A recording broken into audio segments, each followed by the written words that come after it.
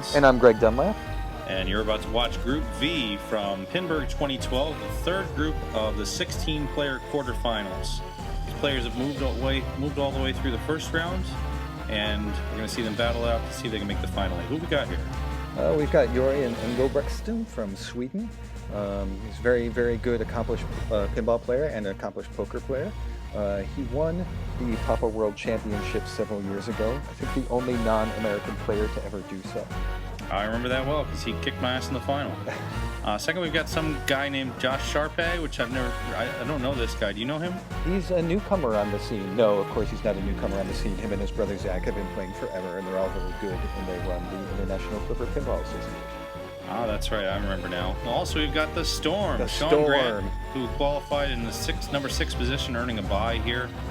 He won Pinferno many years in a row and is constantly near the top of his game.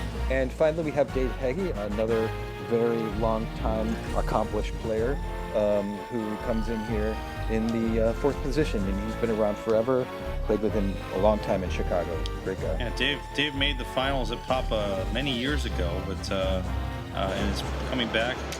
I actually think he has a good chance of really performing well in this tournament with its emphasis on classic games. I agree. I mean, he's really, really good at the older games, and I think that, on games like Alien Poker and Hot Tip, he has a really good chance of whaling out. So yeah, I really expect Dave is going to do well in this tournament, and right off the bat he makes 3 ramps to start bats. I always like to start bats early on Dracula. The bonus that you get from it carries over, and you can get it on every ball that you play after that. It can be up to 50 million, which is, a pretty big deal. So starting bats on your first ball is a really good strategy. Yeah, unfortunately he's missed a couple shots here during the bats, and it burns a little bit. Oh, and the drain burns even more. Yeah, bats is a countdown, and so the longer it takes you to complete it, the less points you get. And by draining, he gets nothing. So unfortunately for Dave, 4 million through ball 1 as Jörgen Engelbrektsson takes over. That's right. Jörgen, definitely a very experienced player on Dracula, and solid pretty much on all games in the dot matrix era and plenty of games before it. And there he goes right back to the ramps. Yep. And this is his last one, unfortunately, but we can also see him focusing on when he. Oh! That was almost a really great save. Wow. Looked like he had it, and he looked like he might have kicked it a little too hard. Yeah, I mean, it looked like it was heading for the inlane there for a second. So in Dracula, the big strategy is to start all 3 of the multi-balls at once for triple jackpots and triple scoring on the playfield, which can lead to really major scores. Yeah, so you see Jörgen as well as Josh going to that right ramp. That's right, which would start tough in multi-ball.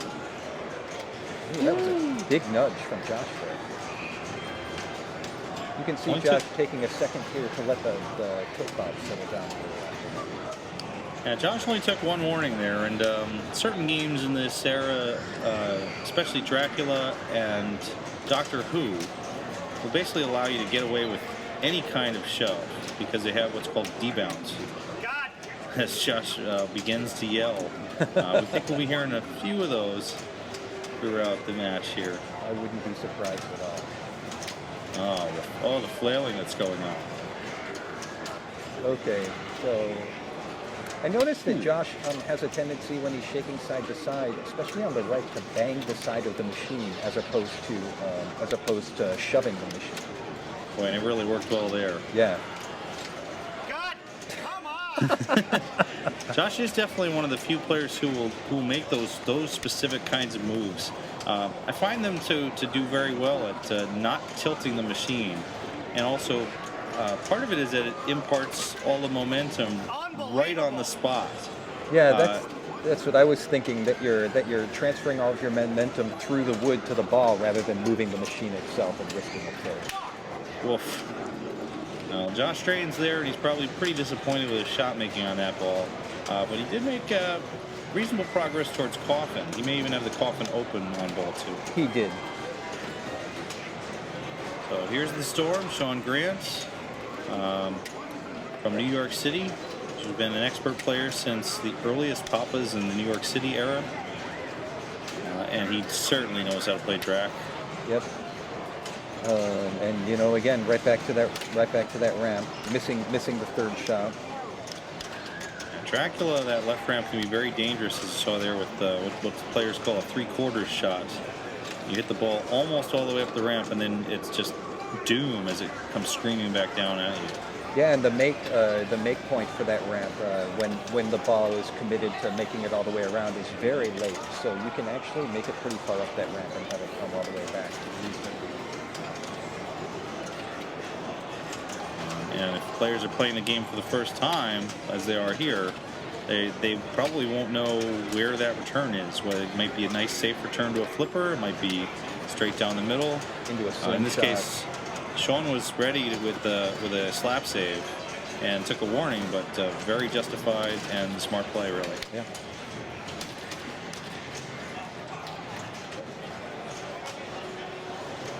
I think he's still trying for bats here because he's made 2 rips.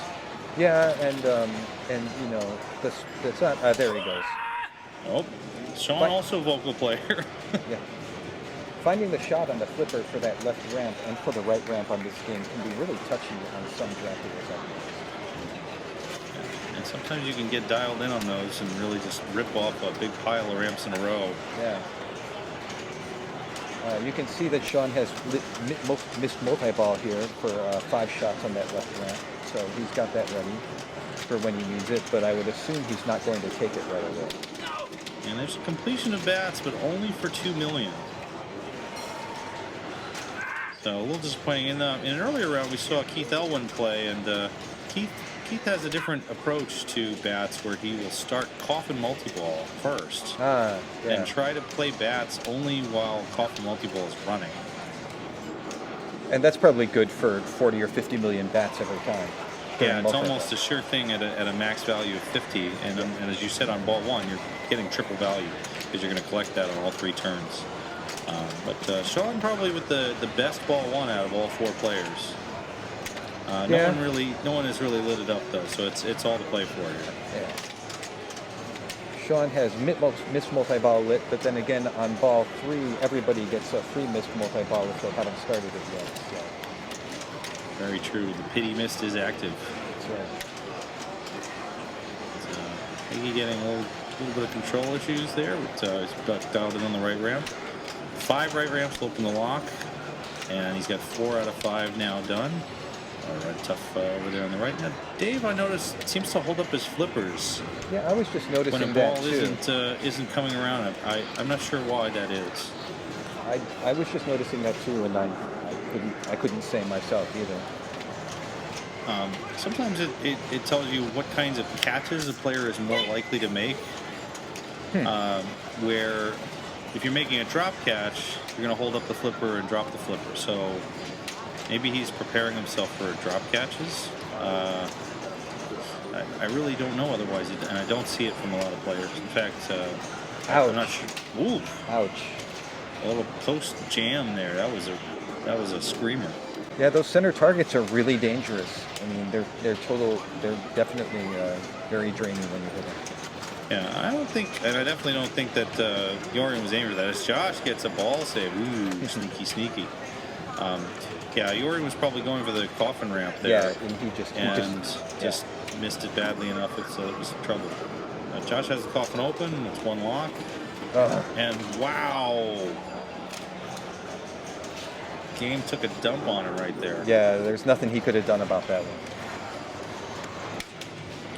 So definitely one of the nasty things about Dracula is the ball in those bumpers so often, and when it comes out is no real rhyme or reason to where it comes out.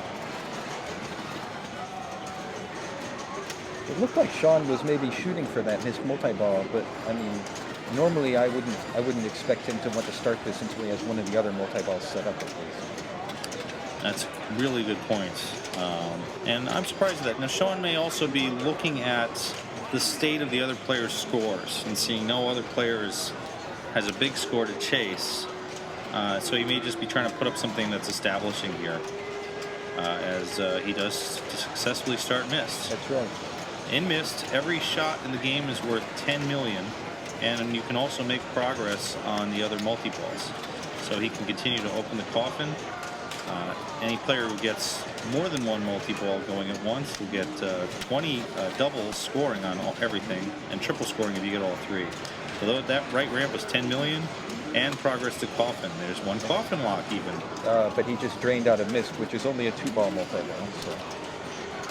Now, and here's where what you said is really relevant. Yeah, because if he had been able to start this coffin during mist, he would have had double scoring or 20 million jackpots going on. But so you would recommend starting just trying to start the coffin right off instead. Well, or at least getting it ready. I mean, if you've only got one more shot for coffin and mist lit, then which one you start first? Whichever. But he wasn't that close on coffin when he started mist. Which do you prefer? If you've got coffin and mist ready, which do you like to start first? I definitely like to start coffin because I have 3 balls going on a set. It's a bad roll in the left outlane for Hagee, and that ends his game prematurely at 25 million. That's not a very good score on Dracula. So. Yeah, it's not last right now, but with every player having a chance to make missed multi-ball, it's Dave dodging that miss, not dodging it, but not getting it. Yorian looking there to see which side the missed ball is going to come from. It's going to come from the right. And he just started his missed multi-ball and caroms the ball. He caromed it into coffin. That's pretty sweet. I love when that happens. It just feels great. So what do you think he's going for now? He's going to go for coffin locks for sure and try and start coffin with this mix. That was an odd bounce with him there. He rolled the ball over from the left to the right. And I was really surprised at that because it turned what would have been a sure shot at coffin into... not in. Almost in. It may be just that he felt it was more important to get the balls under control than it was to get the easy shot. I mean, sometimes you just got to have a little patience on it. Yeah, what is... I guess I still don't understand that. Like, right... So you think he wants a trap instead? Yeah. Maybe. He may not realize how close he is too. I mean, sometimes in the heat of the moment in the game, you just lose track of things. There's a second coffin lock and a second castle lock too. He's just got a castle lock, first castle lock, but that shot right there, that's a big shot. Yep. That was the third coffin shot. Restarts a multi-ball, 4 balls in play. It's a new ball saver. Now all shots are 20 million instead of 10 million. As he's making some left ramps here, the castle lock is lit on the left ramp. And as big as it is to get 2 multi-balls, there's lock 2 for castle. One more left ramp for a lock. And that would be huge. And that would be huge. And he can light that lock by hitting the red targets. And that shot right there lights the lock. Third lock is lit. Oh, ouch. And I'm not sure what was going on there.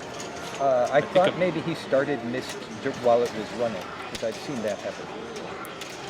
But I'm not completely sure, but I believe a ball mistakenly got into the mist hole on the left. You're right. And then the only way for the game to get that ball back out again is to use the mist magnets. Now he's got a chance to get that third lock. Time it, get over there. Still, though, huge progress, big score. I can't really see his score right now because there's rats in the way. But, it's got to be at least a couple 400 million. Oh, rats. Just over 500 million now. Wow. That's serious. And Castle Lock 3 has been achieved. And you'll note that he has missed multi-ball lit again because of all of his castle locks. Yeah. So this is really a very high quality play here from Yorian Engelbrechtsen. He's got the double multi-ball ready if he can claim a shot. The jackpot for castle multi-ball, you shoot the ramp and then you shoot that hole. So that's a jackpot, and it'll bring out the missed ball moving around again. Yeah, it's halfway there. He's not getting it. Oh, he got double up. No, he's not going to get it.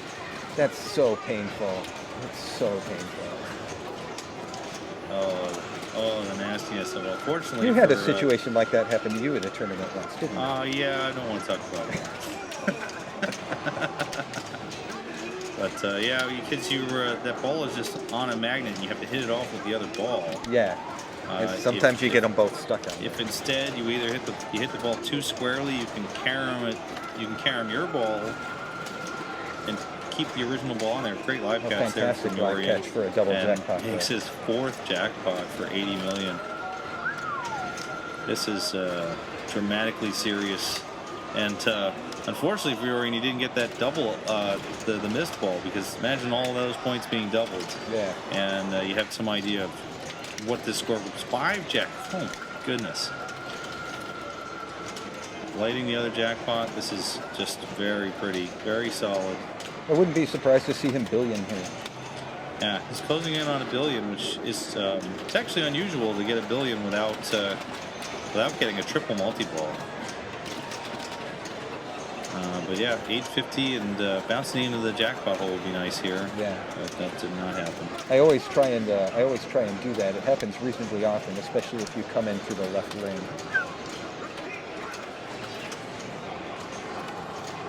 Bit of an unlucky over and out there on the left out lane and multi-ball. But Yorian with 864 million plus whatever he's banked in bats and rats. It's really an intimidating score. Yeah, absolutely. Anybody who can come back and beat this, well deserves it. Yeah, it's definitely makeable. Absolutely. We have seen better scores than this in Pup qualifying, even in Pup finals at times. But this is Yorian's first new game on Drac. He has not played Drac yet today, and to be able to pull off this kind of score in your first try is very impressive. And here's video mode. This video mode is set to very hard, I see. Set to very fun. And you just cranking out shots against werewolves, and if you can hit enough werewolves, you'll get to watch Dracula's car.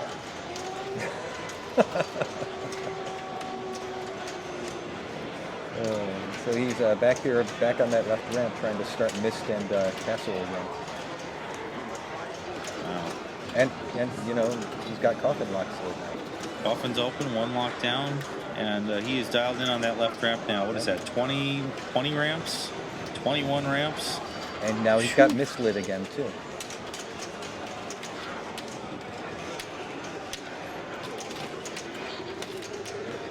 Got a castle lock there. Oh, somebody just made a super jackpot on Lord. Yeah.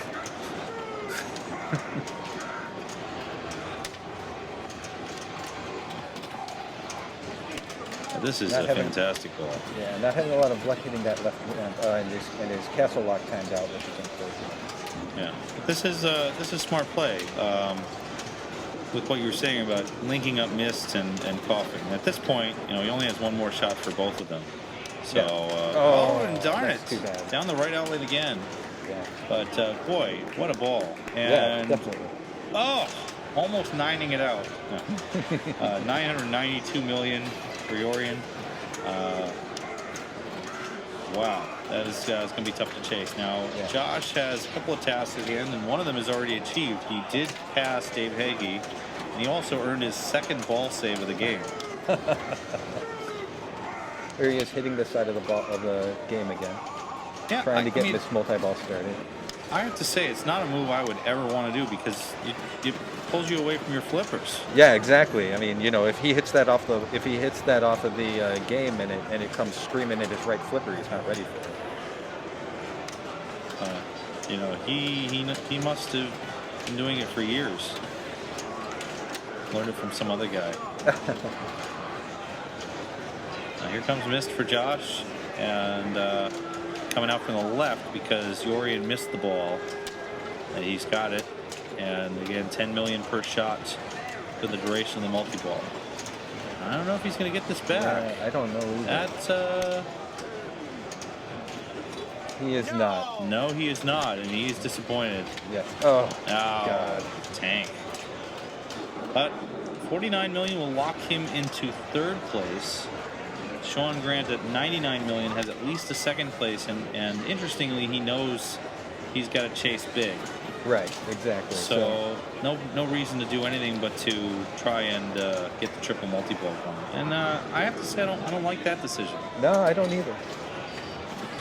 I mean, As we've been saying, I think he would have been better suited to try and stack some stuff up here, because one coffin multi-ball doesn't really buy him anything against almost 1 billion points from Yorian. The good thing about Coffin is though it never gets any harder to achieve. So even if he doesn't finish Coffin here, he can use the Coffin to make progress. That's true. On Castle and Mist. And that's what he's doing. Both of those are through the left ramp, and if he can loop out on the left ramp, another 3/4 shot there. Yep, both of them. Ramp out. Oof! How many near misses does it take? God, another one. Wow, Right down that the middle. one was up there for a long time. I don't know if he really saw that one. He did scream right down the middle on him, but that's what I was saying about the make point on that ramp being so late. He probably assumed, because it had been up so long, that it was going to go around. Sure looked that way to me.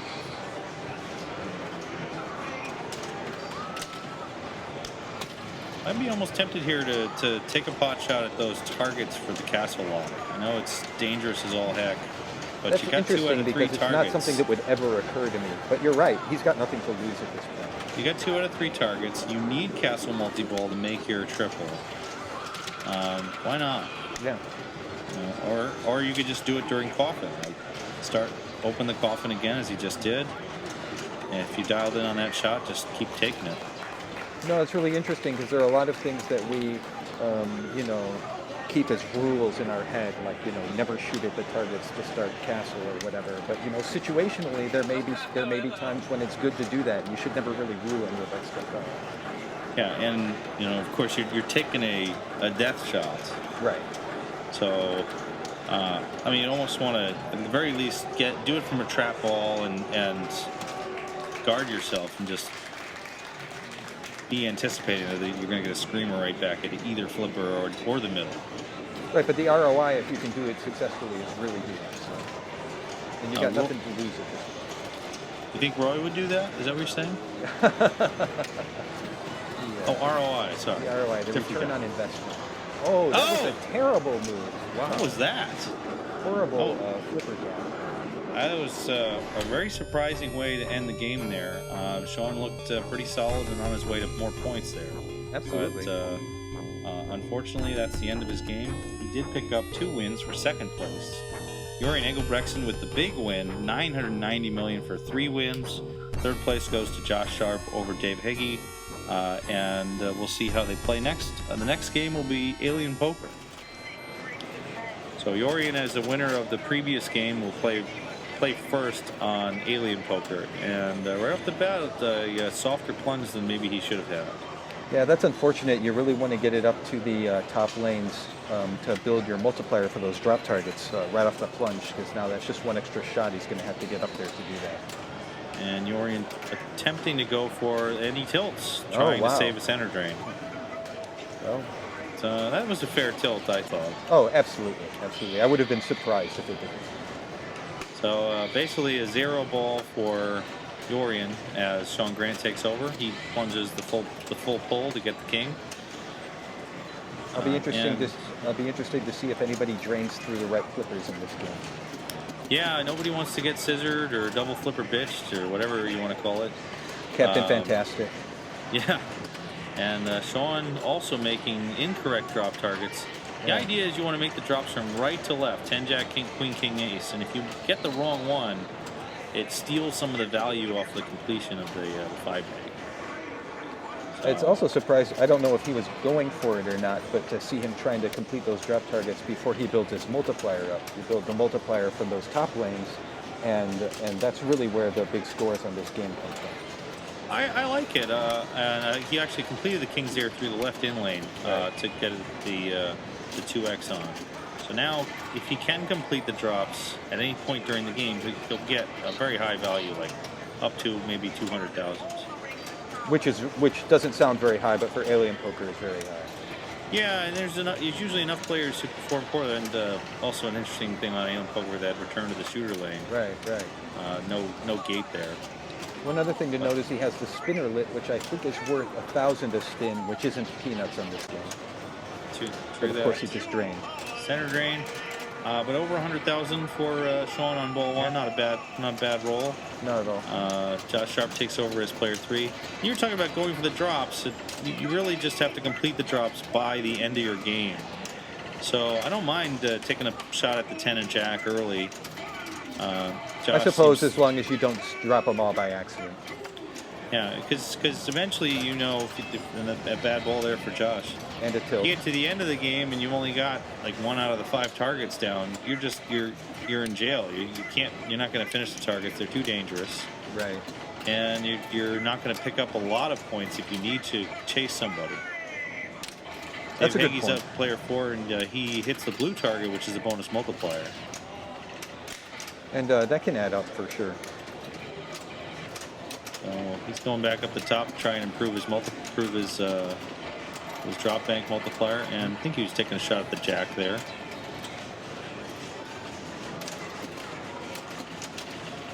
Except 3x. The end of that drop target there, or the pop bumper there. He appears to be going back up the top with the left flipper just so he can get his multiplier up. And that 2x that he's completed there is for the drop bank. That's so right. now, if he can finish the 5 drops sometime during the game, he'll get roughly 200,000. And that multiplier carries over to his next ball, so if he doesn't do it in this ball, he'll have it available to him again later. And somebody completed Path of the Dead on Robert. Yeah, it's probably important here for him to not tilt, because he's got 120 in bonus coming. Yeah. And he does that. Smart knowledge there. Peggy drains at 180,000, but 120 of that was bonus. Yeah, that's huge. You definitely do not want to be tilting on this game if you've been playing for a while. Norian takes over, and already on the plunge he has more. Oh, jeez. Wow. What do you think he should have done there? I mean, that was really nasty. Yeah, I mean, he could have tried a live catch there, but the catching on that right flipper becomes really dangerous because you have the chance of everything of the ball drifting back through the flippers and draining anyways. So, I'm not completely sure what he could have done there. Oh, and Sean gets there it scissored. is. There it is. God, shush. And he's only got 1 target down out of that 5 bank. So I really think that that's going to be out of play for him on ball 3. We shall see. But Josh has yet to make any of the 5 bank. I'm actually really surprised we haven't seen anyone complete the 5 bank yet. It's a reasonable goal on 3 balls. Oh, absolutely. That 5 bank's worth 200,000 to Josh now as he finishes the kings through left in lane. But as we saw from Dave Heggie, really the only other way to score points is through bonus. With the multipliers and the main targets, and Josh having a lousy time of it trying to hit that 10. He finally gets it. Yeah. Makes it up to the top, and you know, people seem to be having a fairly amount of luck having the ball bang off those pop bumpers back up into the lanes, which helps a lot. And Josh there picks off a multiplier, and it led to a drain. And you have to wonder whether that was a good play. I'm not. Do you think the he did it on multiplier was purpose? I thought he might have just missed a shot to get up to the I lanes. think he was going back up the top for the king lanes. Yeah. That's probably it. He only had one more lane left to light, so. Oh, Dave Heggie drains almost instantly. Yeah. A lot of drains off the tip of that right flipper, and the presence of a second flipper there really wreaks havoc on the way some players want to catch balls. Yeah, one thing I've learned playing older games recently is that at some point you just gotta. It's just better to flip it away than to try and catch it and drain. It can just be safer, basically.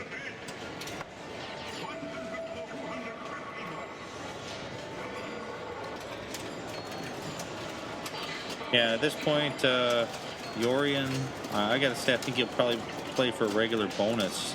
He's got a 4x multiplier. That was quick.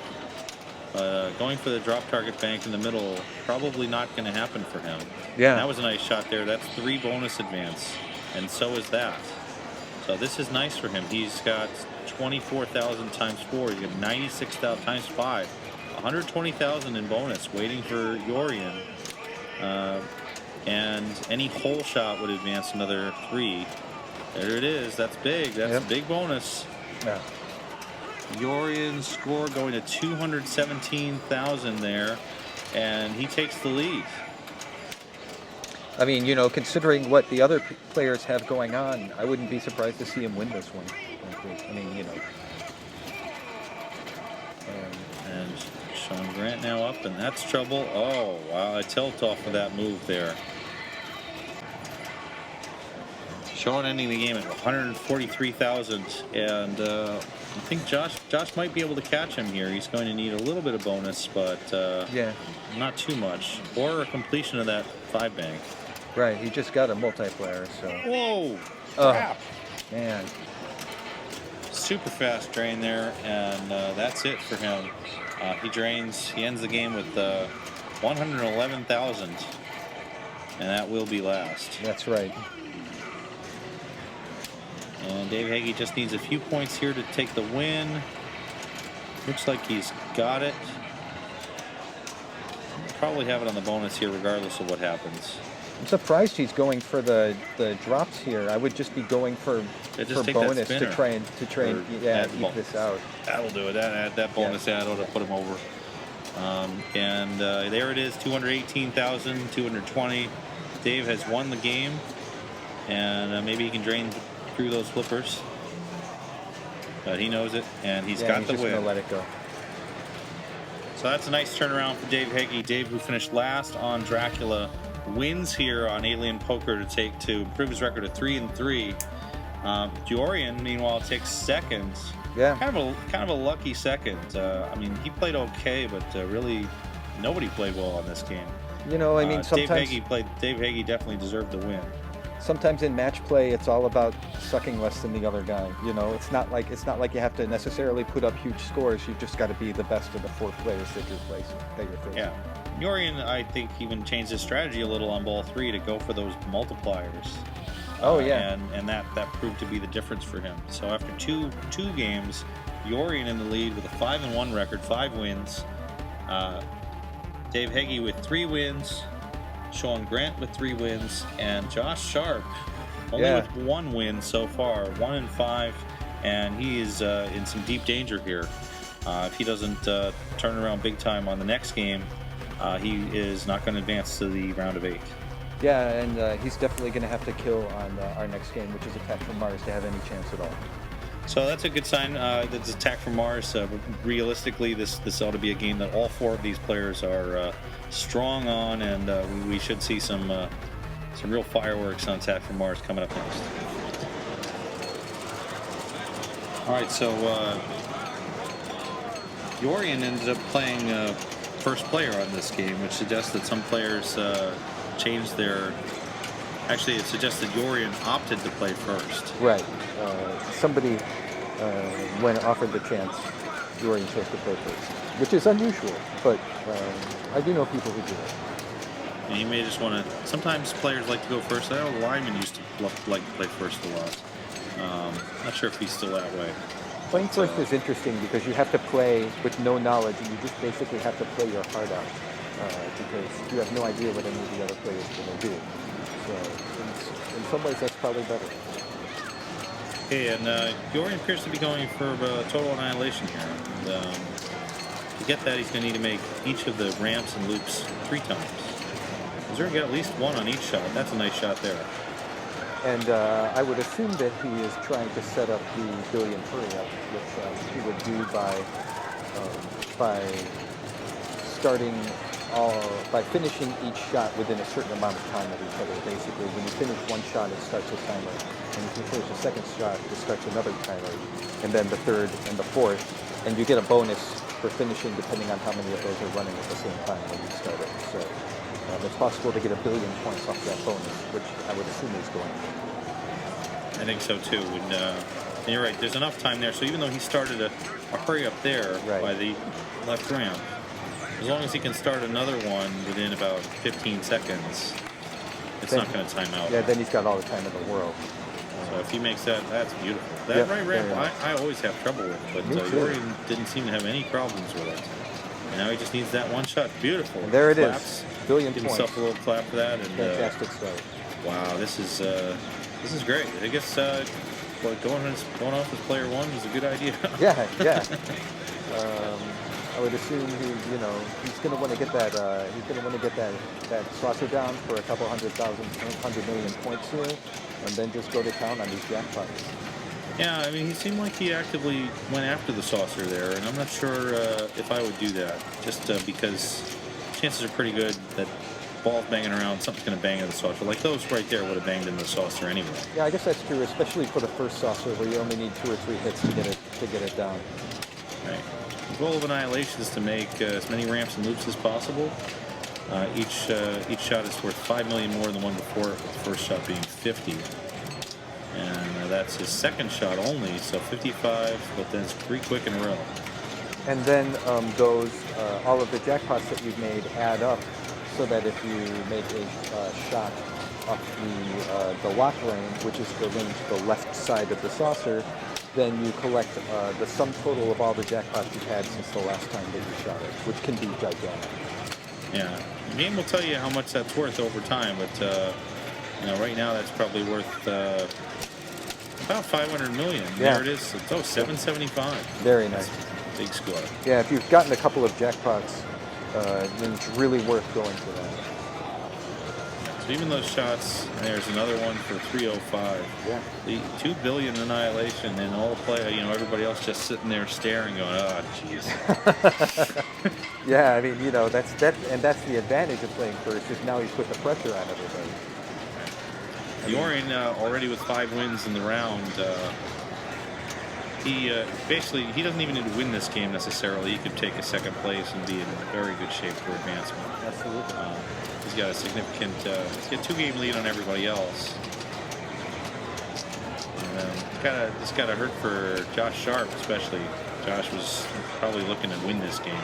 Oh yeah, and now he's just going to have to do a ton of work. And I mean, for a game set up like the games are set up at Papa, 5 million on Attack from Mars is huge. That's a really good score. It's good stuff. What do we got here? We got another. He's going right back for it. He's going for the billion again. 300 million on the center shot. And his biggest threat here will be if he has to flail and accidentally collects the Furia by hitting the saucer. What was him to only collect 300 million? That's right. That's right. Really interesting what he's doing to catch out of here. Doing that drop catch and then letting it roll up and taking. There's the accidental collects there. But taking usually out of that stroke of luck kick out, I like to bounce the ball over to the other side rather than trying to do a drop catch there first. Right. And a missed shot there, and very nice recovery. Yorian was ready for that.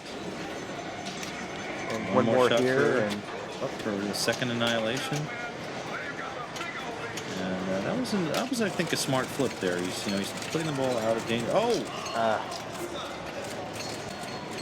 And over 5 billion for the ball. That's a tough tilt, because I don't know. I'm guessing he may even have almost a $500 million in bonus. Yeah, that's entirely possible. I mean, bonus isn't a huge part of Attack from Mars, but especially if you get a good multi-ball going, you'll get the bonus X up really high because all the balls going up to the top. But wow, what a ball! What a starter ball! And so the decision to be player one certainly paid off for Yorian, as it immediately puts pressure on Dave Hagee and Josh. Dave seems to be taking the other strategy, which is to play for the main multi-ball rather than to play for total annihilation. Yeah, and this both the annihilation and the multi-ball strategies, they're interesting. They're pretty well balanced, and they also feed on themselves. Yeah. So the better you play at multi-ball, regular multi-ball, the more it becomes worth. That's right. I usually like to play for the main multi-ball.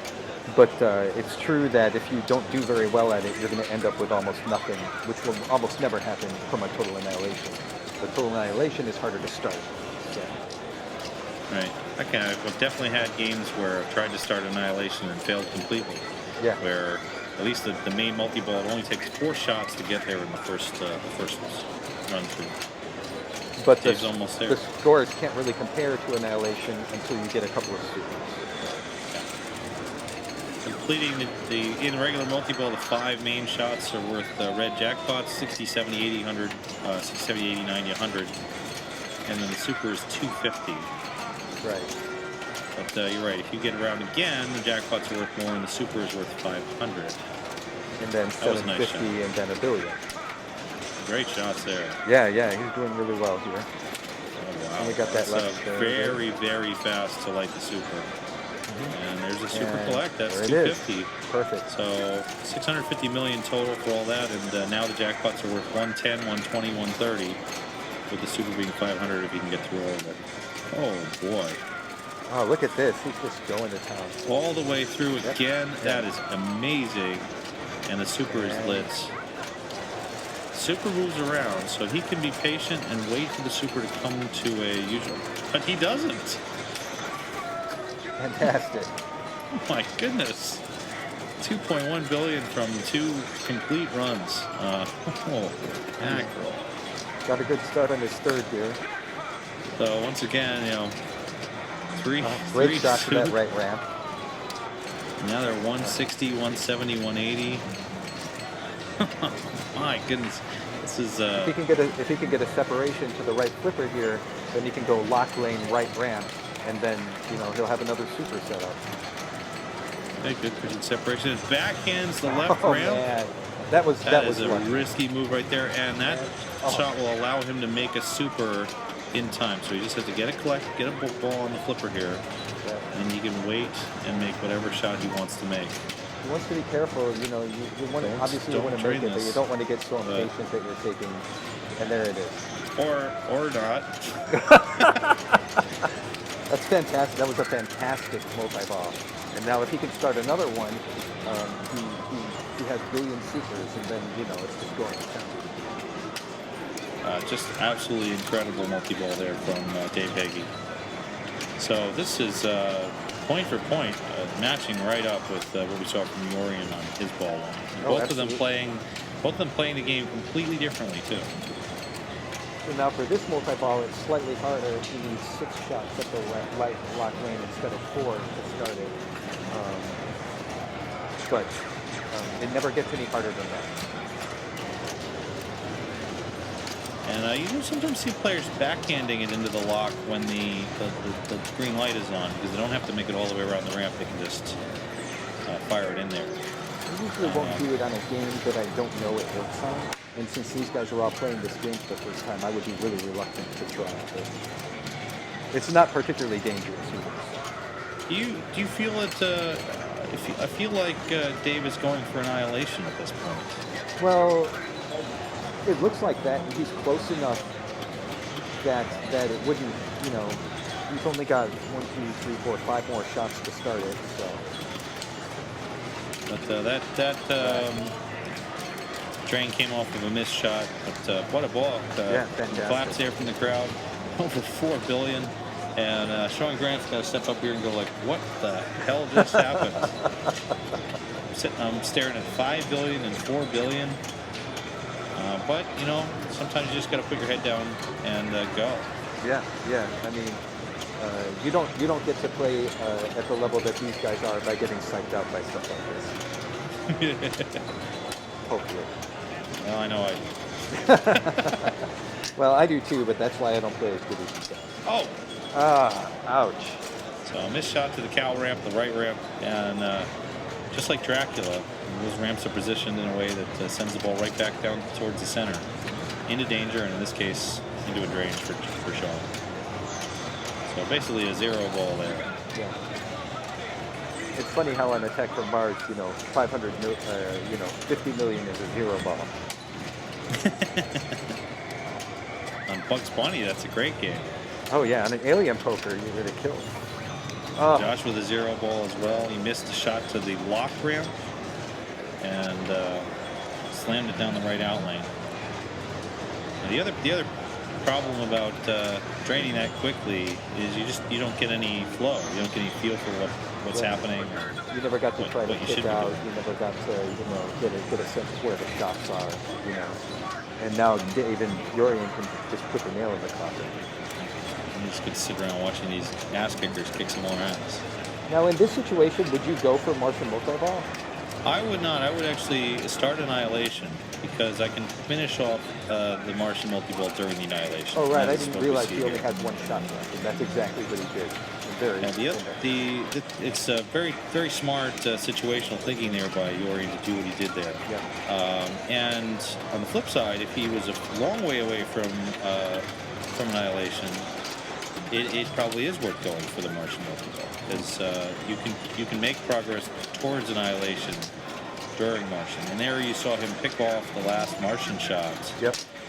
Knowing that it was still there and the timer was ticking down. That makes And then this you a get the new 4-ball ball multi-ball with an extra ball save.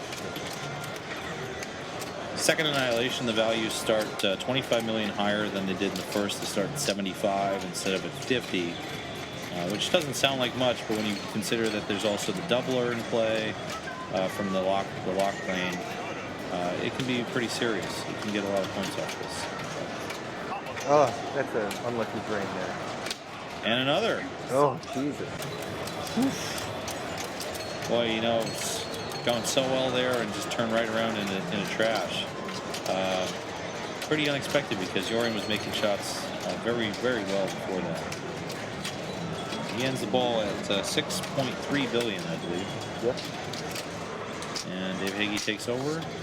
Kind of mixed strategy again from Dave. I would definitely be going back for the regular multi-ball because the jackpots and super are maxed out already based on his performance in that first round. I have to agree, although at some point you have enough shots. Wow. At some point, you're right. You have enough shots towards Annihilation, you may as well cash it in. But you're also right that once you get those supers up to $1 billion, that there's no sense in going for anything else. Yeah, I mean, he played it so strongly the first time that I would be very surprised if he didn't get another super, getting it back in again. This is the strategy we saw. I saw Keely George at Northwest Pinball Show this year. He made 27 billion on an Attack from Mars in the qualifying game. Wow. It was very, very impressive. But that said, you know, the other strategy of going for nothing but annihilations is how Keith Elwin got 89 billion on Attack from Mars in the 3-ball game back when the game was pretty new at the Wild West show. Yeah, I was at that show and it was unbelievable. I think his Martian champ was like 800 million Martians or something like insane like that. Yeah, his bonus in his last ball just kept going forever. He got like 5 billion bonus on ball 3. Look, his bonus probably would have qualified for the finals. That was, well, we'll talk about the game at hand rather than Keith. Sean went away from multi-ball here. Yeah, giving the game a good shake there, and this tilt seems to be not very liberal at all. But now he's got Martian and one shot for multi-ball. It looks like he aimed for the Martians there. Yeah. And I'm not inclined to actually shoot to start Martian multi-ball because it's just not worth that much. And you get 20 million a Martian. And whoa! And big scream from Sean there, and I don't blame him. He was all set up to get the Martians going with that main multi-ball, which would have been really good for him. That was a Luke, I'm your father level scream. And now, it's interesting if you're Josh and Sean right now, your biggest, well, for Josh, I guess that's not true. I was going to say your biggest concern is seeding each other, but Josh. Yeah, Josh, with only one win coming into this game, really, really needs to take at least a second here to have any chance of and that's a nice loop pass. But he has got to go for it. I think that his target is win this game. No, you're absolutely right. Even with winning this game, he would be back to 4-5 record. He would still be under par. Oh, that is brutal. The power inlay. Wow. The up and over. Probably he could not have expected that. But boy, this is tough. Yorian with 6.5 billion. Heggie is still 4.5. And the other two players with less than 500 million each, they're going to really need to string it together. really nice that you can do that bounce over from the lock shot on this game so easily. A lot of them aren't that easy, and that's actually a huge advantage. Yeah, Jorgen and Mats and a lot of the Swedish players seem to do the bounce over with a alarming frequency. They love on a game like this to bounce it over, get a trap, make a shot, bounce it over, make a trap. Now Jorgen is also trying to pick off the right ramp here, which is the hardest jackpot. Yeah, I always like to hit that right off the bat too. Cow ramp is his. He's had some strong accuracy on that throughout the game. And a little unlucky with the bouncing. I've noticed that overall Jorgen is not very likely to trap a ball during multi-ball. He'll catch for a little while, but he's not as patient as some players about the other ball coming down. Now this is Great nice, and he there. can just make whatever he wants to here. The lock lane is the right choice here, I think. I would do exactly what he's doing here and get that other ball out of the way. Now he's got that catch. That catch working in his favor really helps. Lock lane, left ramp. Yeah. Missed the left ramp, but now he can just wait, be patient, wait for the other ball, and maybe look for a separation there when those balls collide. Left ramp's still available to him, and that's a nice clutch shot. He has just as much time as he wants to make a shot for 250. Takes it on the left ramp. There it is.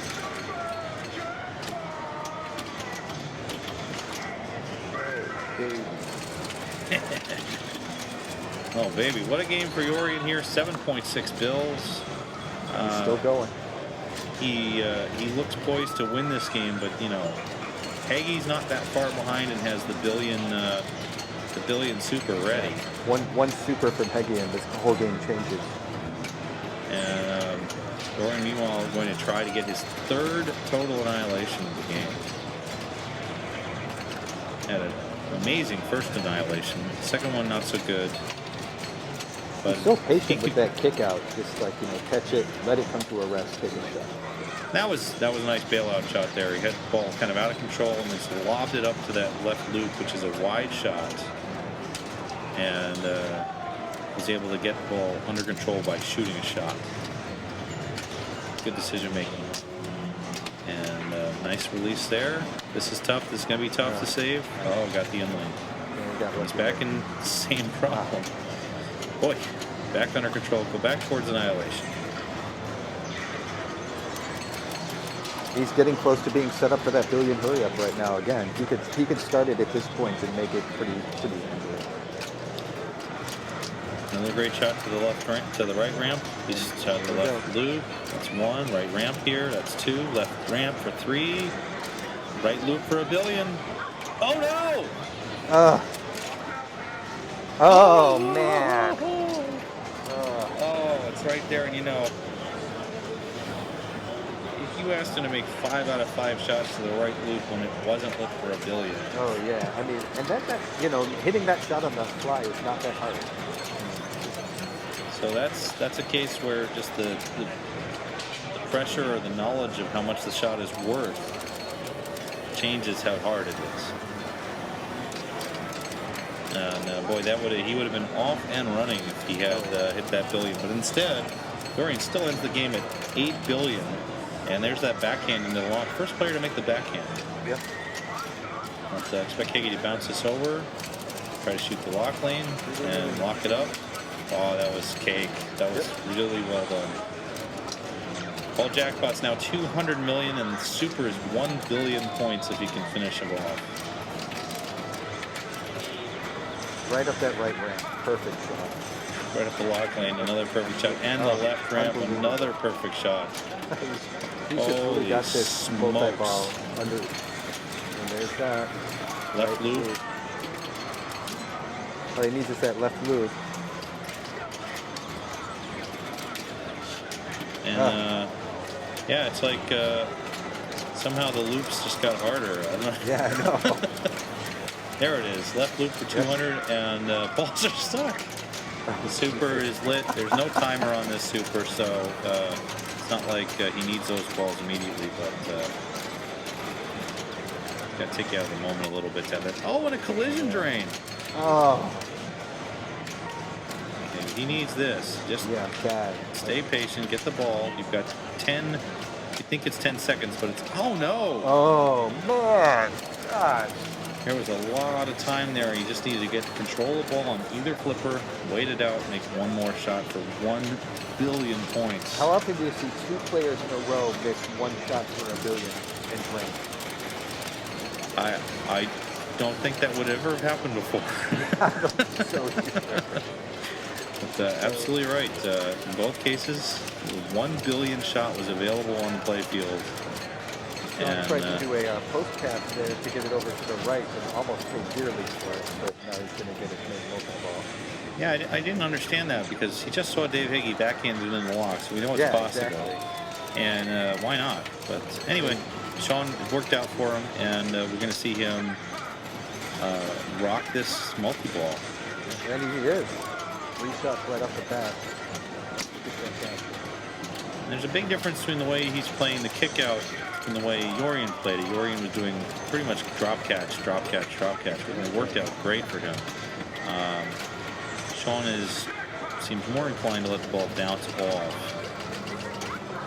Super's ready. Get control, take your time. Oh, he takes it off the lock lane. And just there, that was a brilliant play. He shot the second ball into the first ball as it was center draining to avoid a drain. Yeah, I mean that's the kind of thing that bad drain there, but you know, that's the kind of thing that, you know, when these multi-balls are worth so much, it's really worthwhile in a lot of situations to do that. Yeah, so 1.6 billion, and you're like, oh yeah, 1.6 billion, that's pretty good. He only has another 6.4 billion to go. Right. He is also putting some distance between him and Josh, so chances are pretty good here that he'll at least get 1 win out of it, unless Josh puts together a very strong ball 3, which will set up Sean to potentially get it through. I have to say, though, you know, I think this is Sean's best chance. I have to say, I'm watching him play, and he's like really being physical with the game. He seems like he might be a little rattled. But that's his style too. So. Sean is definitely an intense player, and he is ready and in the moment at just about every time on the game. But he could probably stand to take 10 seconds and just throw. What was that? You think That he looks was like trying he was to trying open to the backhand saucer? it there. He couldn't have been backhanding a lock. I mean, that's what it looked like. It's not not is possible. he actually trying to open the saucer? It might have been. I don't understand why he would try to open the saucer. That to would be seem honest. completely insane. It's not necessarily insane, but it's just not worth the points he needs. He needs to chase these other players, and there he's going for the lock here. But there it is again, Yeah, and he definitely he's not. looks like he's going for the saucer. He can't be backhanding the lock, because that's not a physically possible shot. But the tee is not a jackpot, and it's just not worth that to go for that. Wow, this ball has been out of control for a long time, and he is still surviving, but on borrowed time. Yeah.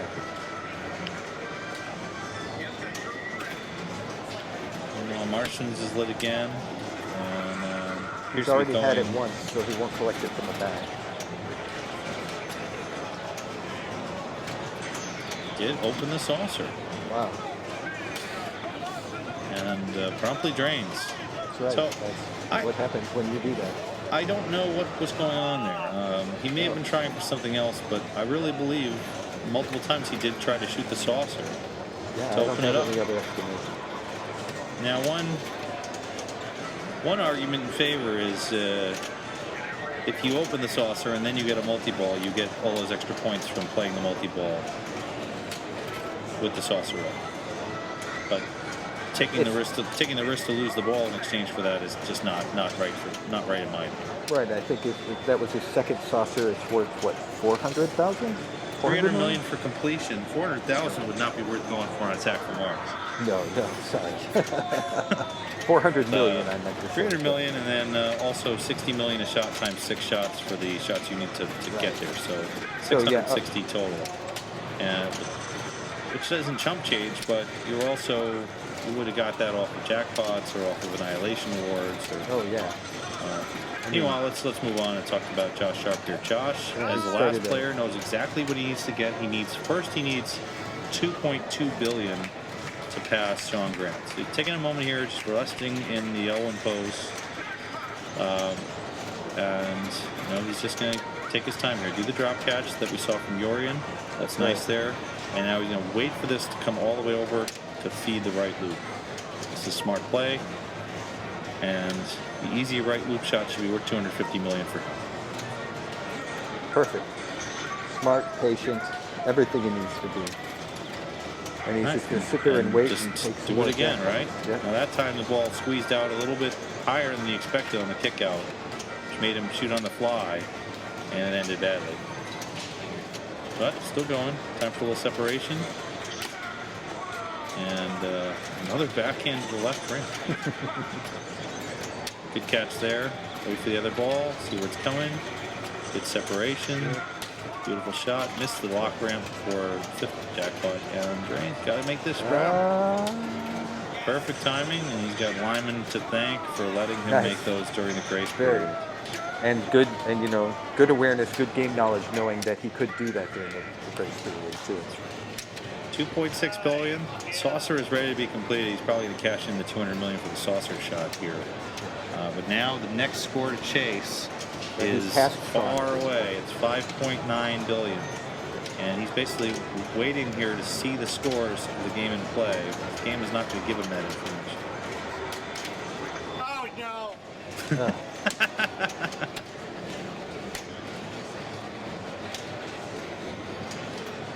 So I'm not sure if he's just waiting here to take some water or gather senses. There it is. There's the scores. So he knows now that he's beat Sean. And he's chasing Dave Hagee. So this is a long chase. Yeah. Well, he could get another multi-ball going and another couple of supers would be good. He's not horribly far from total. Annihilation is only 4 shots away right now. Right. He could get a billion. Oh, he can't get the billion hurry up because he already collected the left loop. Or the right loop, I mean. Right. So the best he could do there is 500 million. Well, he's right there. 2 shots to go. Smart decision making, and the left loop shot should be pretty easy. Good hop over. Great hop over. And that left loop. Josh gets pissed at himself for missing that 500. Oh, kid! Oh, the humanity. I'm sure this harassing is going There you go. There it is. All right. He gets that 500. Now he had that timer on the countdown is so long. He had time to take 20 seconds and a sip of water before trying to cash that out. 3.8. Wow, this is a great ball. And 3 balls caught on the left. Oh. Yeah. Oh no! Oh my God. I'm sure you have the triple drain. What a crazy ball. And that is just a. That was just a horrible one. That's a dagger. That's a dagger. So now, survive. You still got the ball. Still ball in play. But I think he's got to chase the regular multi-ball at this point. No, I agree. He absolutely does.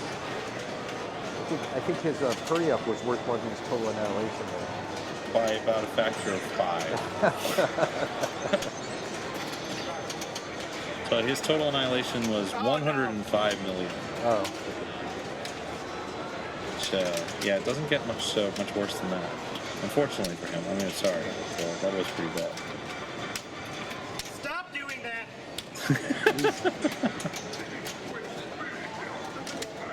He definitely seems to be... he's going to a regular multi-ball. The shot making has kind of left him. Yeah. But taking a moment, just relax, recenter. Nope. Power For myself, lane. Relax, recenter. Nope. I know that when I play, these are the worst moments for me.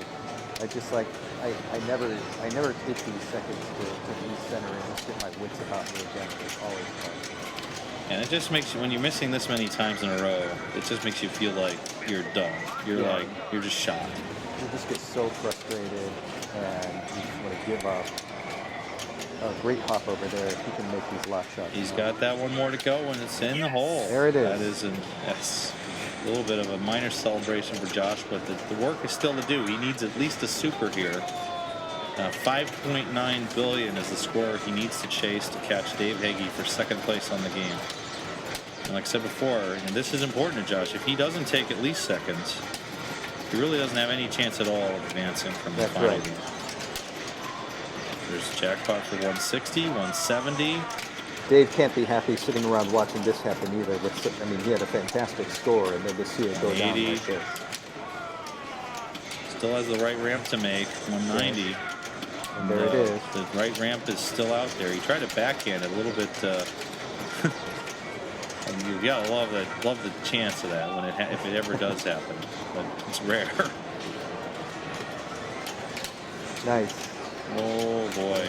No, not so nice. Look nice. Come on now, make that right ramp.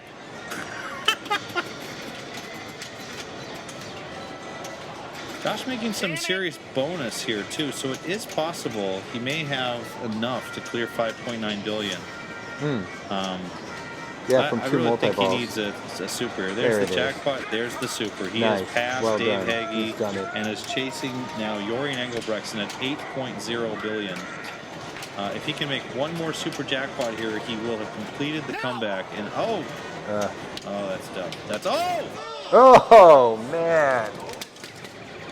Wow. Still a fantastic 600 million in bonus, and he needed those jackpots. 6.9 billion. What a great game. What a great return on ball 3 for Josh Sharp. Powering through the game. Really needing the risk taking there as Jorgen types in AFM as his initials. And he's right back in it now, Josh is. That was absolutely outstanding. But Jorgen Engelbrechtsen hangs on for the win, and he now has 8 wins, and he is guaranteed to move through to the next round, regardless of what happens in the final game. Good. Congratulations to him. And boy, Josh Sharp, what a ball that was. Yeah, it was a fantastic comeback. You know, even with all of the trouble he was having hitting shots, he kept his wits about him and got it done. Great play by everybody, really. Even Sean with 2.2 billion. You know, that was a fantastic match. Yeah, Josh Sharp, by pulling that big comeback into second, he now has 3 wins overall. That puts him in a position he's only 1 win behind Dave Hagee at 4 and tied with Sean Grant at 3. That if Josh can beat both Dave and Sean in the next game, he will force a tiebreaker at the very least, and could advance on his own. So really, between Dave Hagee, Sean Grant, and Josh Sharp, whichever of those 3 players wins the next game among one another, they at least will advance to a tiebreaker and potentially will advance to the round of 8 outright. All right, here's Jorgen's hat. Yeah.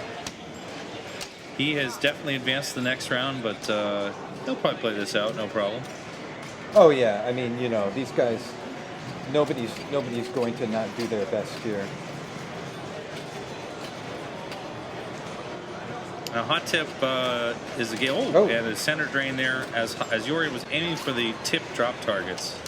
The player's main objective is to spell out hot tip on the 6 drops. And you can get some bouncing into the drops from that bumper. A lot of players will directly shoot for the drops. And it's risky, but it pays off, as you'll see when someone does complete it. In general, I would think that if I got a ball on the right flipper, I'd rather shoot the ball up to the top and let it bounce off the pop-upper, just like that. And then maybe you can fall into the scoop, and there's some good value there. Yeah, he just bumped into that P target on the right, so he's only got 1 target left. Good bounce over there. Oh my gosh! There's Josh banging the heck out of the game then. And, yeah, the bumper took care of him, and then the bumper took care of him. That's too bad. Knocking down hot tip likes the left loop spinner for 1,000 to spin, which is good points. It's huge points. It's definitely the best points available in the game. If you can get a good melt on the spinner, you can get 50, 60,000 easy. Oh, Dave getting a bad break there. All right, here's Sean Grant taking over, and all 3 players in front of him have basically had a house ball. That's right. So we'll see what Sean can get done here.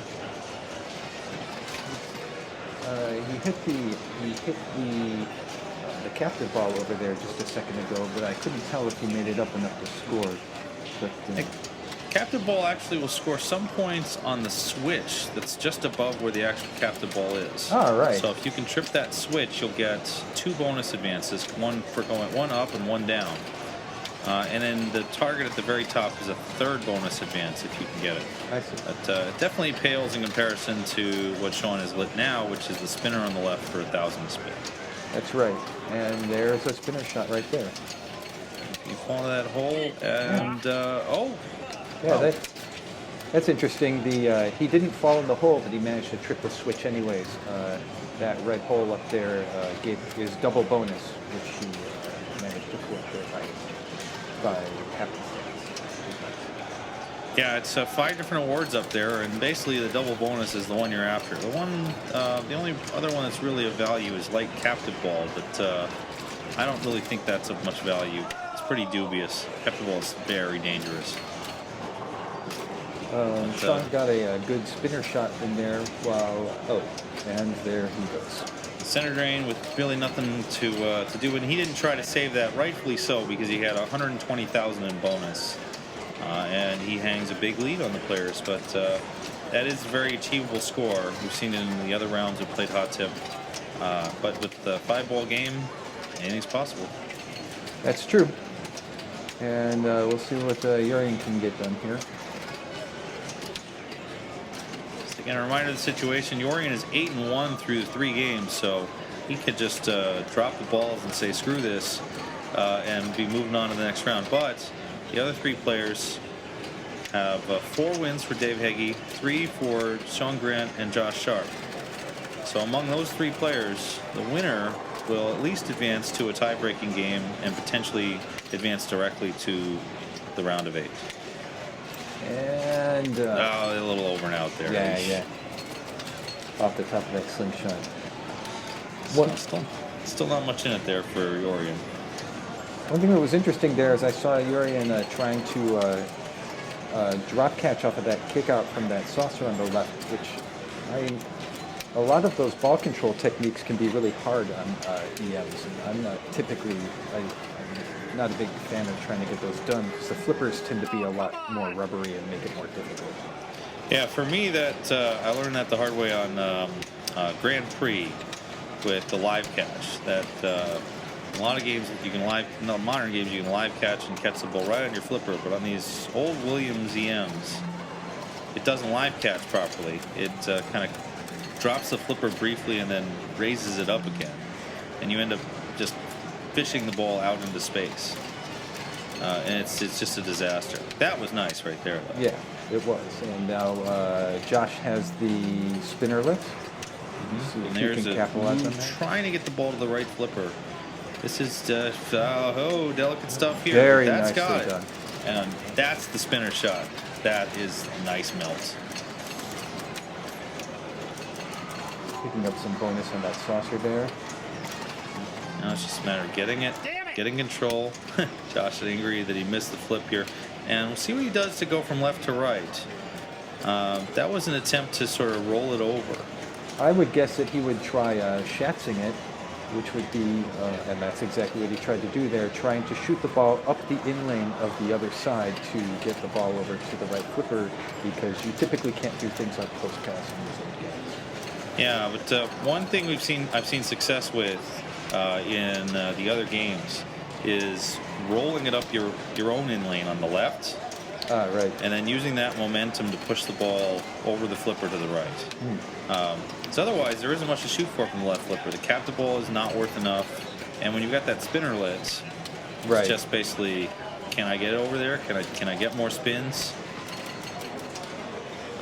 Right now, Dave Heggie's got to get those last 2 hot tip drop targets first. Right, it's hard enough getting that spinner lit in the first place that you really want to capitalize on it when you do.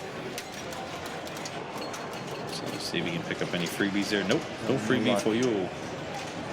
You're going to go right. Can you backhand those targets from that right flipper? Beats me. I would not try that. Unless I would be greeted by a nice bumper bounce right down the middle. Yeah. He may try it here. He's got just that tee. Nah, he's going up top. That's what Up top. Hey, Dave, continuing to do that thing with his flippers where he holds up the opposite flipper. typically we say that you should never hold up a flipper if you don't have to. It just increases the space in which a ball can fall where you can't recover it from.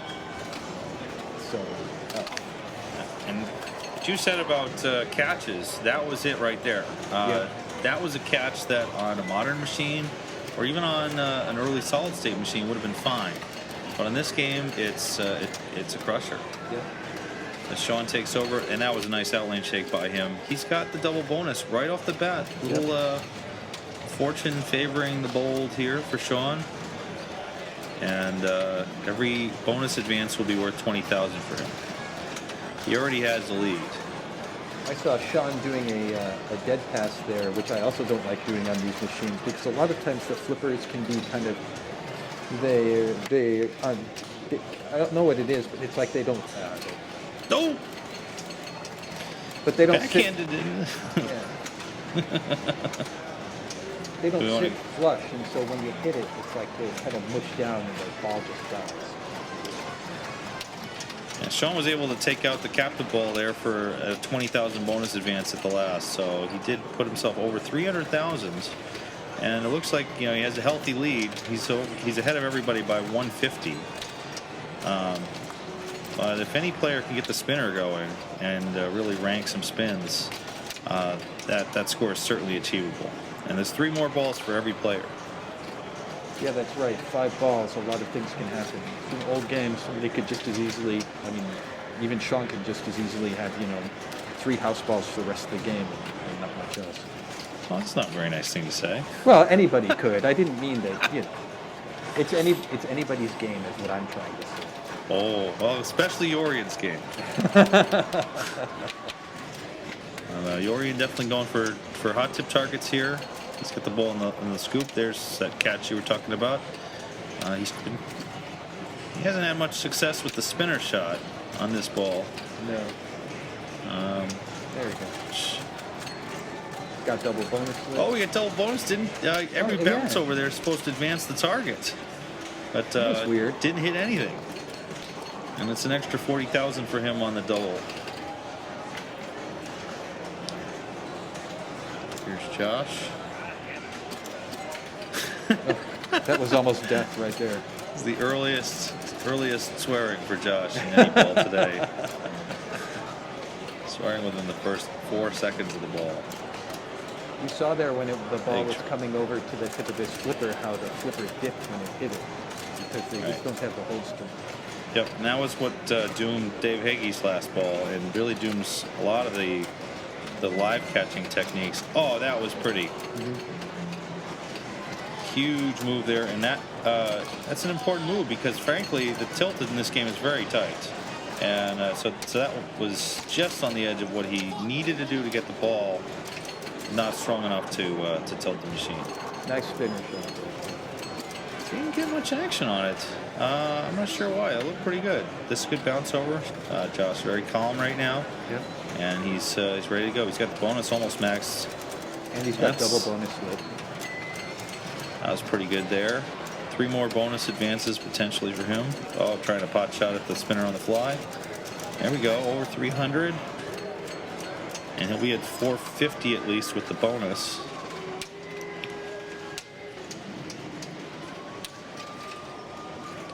Another good shot there. He's going to town on that spinner here, and he's got the captive ball lit too for whatever that's worth. That's worth nothing. That's worth a dream and a prayer and a death wish. This is a great ball by Josh. He drained there, but really, unlucky there. But you're just rolling the dice every time you throw it up there. But you have to. There's so many points in that. Yeah. 600,000 and almost all of it on that one ball. And that's got to it's got to be tough to see for Dave and for Sean because they know now what they've got to get. That's right. I mean, Sean was looking really good heading into that ball, and now he's suddenly got a ton of work to do with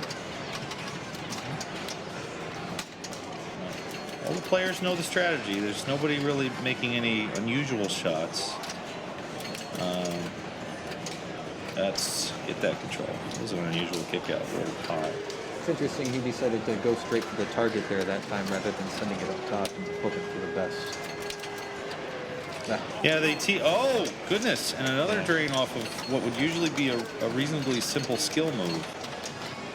So Dave's last 2 balls have both drained as a result of skill moves that did not pan out on this machine. And that's a little surprising. I mean, Dave's got a ton of experience playing these old games. Yeah, and even with the Williams EM, so it's not that he doesn't know how to play the game. It's just maybe unusual flippers or strength. I'm not sure. But anyway, Sean's back, and he needs to get out of these slingshots. Yep, he sure does. There was what I felt was a mistake there by Sean. He flipped away when the ball was heading right to the flipper. If he had let the ball bounce over to the other side, it would have been fine, and he would have had a controlled shot at the right side hot tip targets. With full flip away, and it turned out to be his last. It's hard for me because I've been burned on EM so many times trying to do a dead flipper pass like that, and you know the flipper doesn't quite hold it and dips a little bit, and then the ball just drains out dead right down the middle. So I never liked doing that. Yeah. But on the other hand, everybody's been really successful with it throughout the ball. So right. I think that the visual of the video and the fact that this is being displayed overhead to the players can really help with that too. That if you're not sure whether something's working, don't try it yourself till you see someone else do it. Right. And if they fail, then all right, I know that it's not working, and my opponent lost the ball. Right. And if it is working, then I know to be able to copy that. Oh, that's a nice spinner shot. Really nice spinner shot right there. He got a ton of points out of that. Pushed him over 300. Good bounce over. That was perfect there. Another great. Again, like sometimes you hit the spinner, and it just doesn't flow the way you think it's going to flow. I don't really know why, but when you hit that square, boy, it's real satisfying. Yeah, especially on on all of these EMs with those big spinner shots like this and Aztec and stuff like that. You hit it and it just goes and it just feels great. They don't make spinners like they used to. Well, why do they? I mean, what is it about these spinners that makes it so well done? Is it? And I feel like there hasn't been a big spinner like that almost since Star Trek Next Generation. Well, Johnny Mnemonic too. I guess that was earlier. Or was it? No, I guess it doesn't. Well, I think Star Trek Next Gen came first. It was late 1993, and Johnny Mnemonic came in the beginning of the Cozy-Ars era. Right. About 95 maybe. In any case, Josh just lit the spinner again. Josh He's about to go back to town again. The jackpot is lit, and Josh already has the lead. Nice. Oh, that is beautiful there. That's about 40,000 just in spins on that spinner. Ooh, nice throw. Hop there trying to keep the ball in play. Oh my God! Another one. Good flipper skills. Beautiful. Josh seems upset by that, but at the same time, he's making the right moves at the right time. Maybe a little less controlled than he's expecting. But he knows where he's at, and he's got the ball right where he wants it right now. There's another one. 30,000 for that spin. Ball four. Josh honing in on And there's the possibly bounce flipping over. this. There's the bounce over.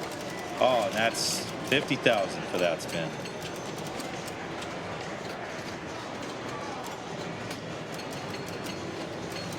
Almost. Lane.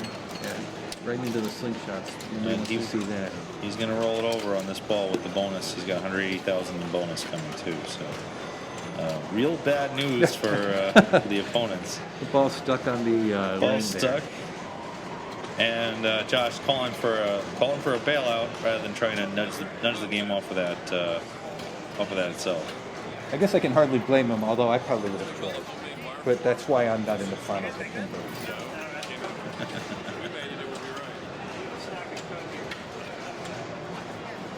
Yeah, I think you know, on these spinner shots on these EMs, part of it's just you spin it and you get that clacking sound, and you can kind of feel it in the cabinet. You know, it's a little more physical. You know, a little more sensory, whatever. Yeah, there's the sensory of the three noises: the sound of the points, the sound of the score reel, and the sound of the spinner itself. Right. And it's all very satisfying. Maybe that's why I like the spinner on Star Trek Next Gen so much. That, because you get that spinner noise. There is that noise you get as you're going through it. That's a little reminiscent of the other noise. I don't know. It's also, I feel like it's the position of the shot. That this shot, the spinner shot on hot tip, is right in the sweet spot of the flipper. It's the kind of position where you normally see a ramp shot on a modern game. The flipper power is just built differently now. As Josh takes back over, immediately melts it down again. Yeah. He didn't even try and shake that one loose, but that's fine. No, 200,000. I'm not risking 200,000. Huge situation there for Josh. And if Josh does win this game, whoever finishes second, if it's Dave Heggie, that will put Josh and Dave into a tie position where they will play a tiebreak again. It's a terrible. Right down the middle for Dave. Jesus. Terrible luck there. That is a really bad luck situation for Dave, and he will have to play lights out ball 5, or his tournament will be over. Oh, and a bad luck there for Sean as well. Yeah, again, you know, that is, as you said, those kind of flipper skills, the kinds where you just say, oh, I just have to tip this over and everything will be fine. Sometimes on the EMs, those turn into very different outcomes than you expected. And disappointing, to say the least, for Sean, as he will need a huge ball 5. He will need to pass Josh, because he and Josh were tied going into this game. So he's going to need only about 700,000 on ball 5. That can be done. Oh yeah. But it's going to take some lightning. And meanwhile, Dorian is making it. Oh, Dorian making it a little more difficult on Dave Heggie. So Dave has to pass Dorian's score, 576,000 on his ball, or his tournament will be over. And here we are with Josh with one more ball left. He just lit double bonus.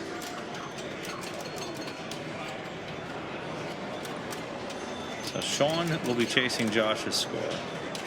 Dave will be chasing Dorian's score. More targets up there left. He did try to do that backhand and ended up exactly how you predicted. Bumperific. That's right. Yeah, you definitely don't want to shoot that bumper. That's the it's lovingly called the Mahaffey strategy. Mike Mahaffey put together a list of strategies on games that were all just disastrous, like aiming for the bumpers on Flash Gordon, right? Shooting the center bank and drop targets on Mystic and Frontier. That was bad bounce there, but Josh with an amazing game. He's got no complaints. Boy, that was you gotta pull something out of the fire on your last chance. It's a huge game for Josh, and now he's just gotta hope that Dave Heggie, hope that Dorian can hold off Dave Heggie. Dave's not that far away. He needs 570,000, and he just bounced himself to double bonus through skillful nudging. That's right. That's a big thing on these. And to double bonus advance there on the captive ball. That's 120,000 he's got laying in wait right now. And oh no! It's going to be close. No way. No, he's not there. Yeah. He needed a spinner. He needed some captive ball. He needed something. But that will end the night for Dave Heggie. The only thing that can happen now is for Sean to blast all the way back through to the first place position to beat out Josh.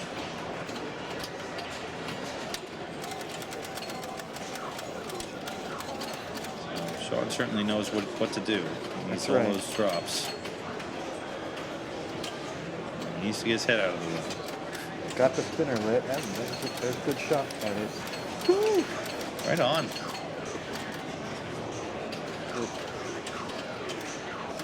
400 something here, so still got a lot of work to do. Still does have a lot of work to do, and trying for. I'm not sure what was going on there. That was his last two shots there. I feel like there were some errors as well because the spinner's on. Just get the ball over to the other side. Yeah, he may have aimed for the captive ball even. I think he had the ball on the left, and he was just shooting it up to the targets because he had to go somewhere and just pay the price for it.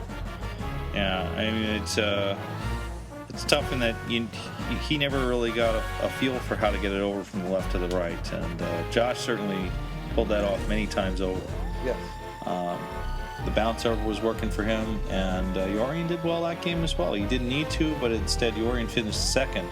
Jorian Engelbrechtsen wins the group with a record of 10-2, very impressive. Fantastic. Josh Sharp gets through by winning on hot tip at 6-6, 6 wins.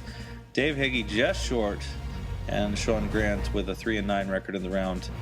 Those two will be eliminated. They each get $250 for making it to the final 16. But Jorian and Josh will be winning at least $500 and maybe then some by continuing to advance to the semifinals. Great job by Josh to come back from a disastrous first two games and first two balls on attack from Mars even to pull that out at the end. Yeah, you really have to have a strong mindset to divorce yourself from what the scoreboard looks like and know that your skill can take you back into play. And he really showed that off on that ending performance. Absolutely. All right, thanks for watching, and we'll see you again for the last few rounds as we approach the finals here at Pinburgh 2012.